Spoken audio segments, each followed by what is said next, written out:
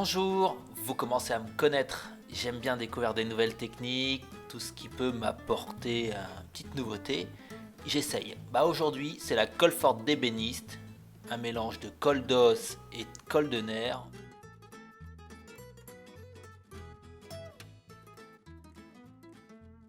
La colle forte d'ébéniste, c'est une colle qui est un mélange de colle de nerf et de colle d'os.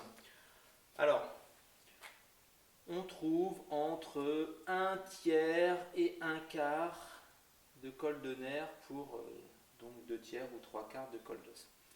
Moi j'ai appliqué la recette à un tiers. Donc première étape, je vais refaire 90 grammes. Ça veut dire que je vais mettre 60 grammes de colle d'os.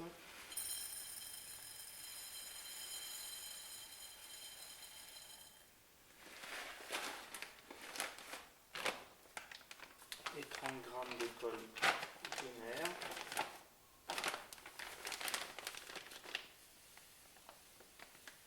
J'ai fait 66, donc là je vais aller jusque 100.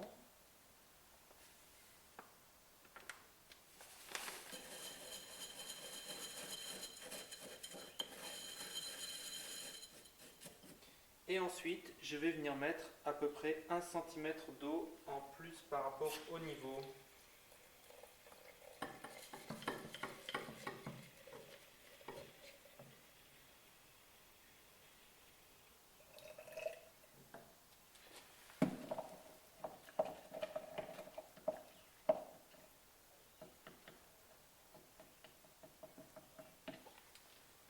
Voilà, c'est tout pour aujourd'hui.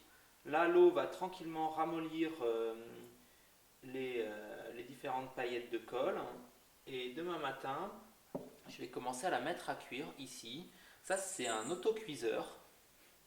On appelle ça une marmite à rien à La Réunion. Et qui, en marche forcée, va faire bouillir l'eau qui est présente dans cette bassine. C'est trop chaud pour moi. Je veux que ma colle soit maintenue entre 60 et 70 degrés. Et ça tombe bien parce que quand on est en position haute, c'est la température de maintien. Elle est un petit peu haut dans le cas du mien, je vais essayer d'ajuster cette température justement. Donc j'ai retourné ma marmiterie et voilà ce qu'on y trouve. On a le câble d'alimentation qui arrive ici et qui rentre, et avec un fusible qui se trouve à ce niveau là dans la gaine. C'est un peu bizarre comme fonctionnement. Ensuite, quand on passe en marche forcée, vous avez ici un système de maintien. Et c'est là où la position où ça bouge. Ça, on n'a pas besoin d'y toucher.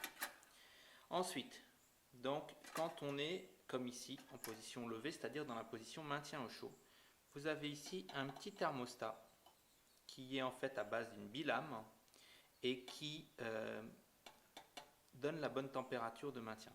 Dans mon cas, il est un peu chaud, donc je vais le dérégler. Je vais dévisser un petit peu et je vais faire des essais, tout simplement. Donc, le lendemain, c'est pas homogène. J'ai une sorte de gélatine.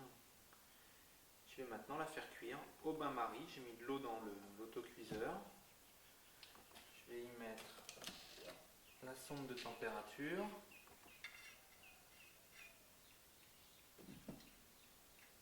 Et dans quelques temps, ça va faire de la jolie mousse.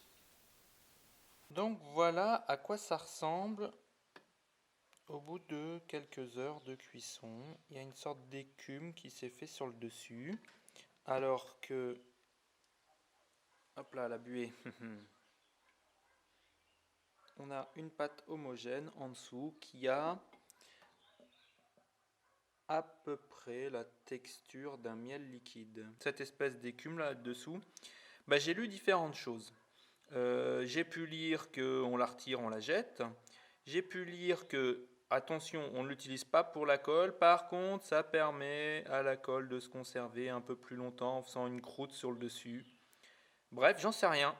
J'en sais rien. J'ai fait le choix de la retirer, moi, une fois toute la cuisson prête. Avant d'utiliser cette colle, j'ai souhaité faire un essai et de le détruire. Comme vous pouvez voir, il y a une bonne partie du bois qui est arrachée. Donc, c'est plutôt concluant. Au niveau de la mise en œuvre, c'est un peu plus délicat, mais ça je vous en parlerai plus longtemps dans la prochaine vidéo où je vais coller toute la structure de l'établi.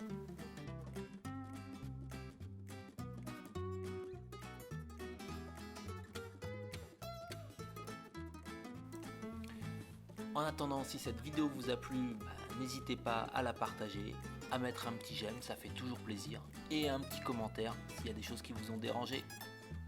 Allez, bye bye!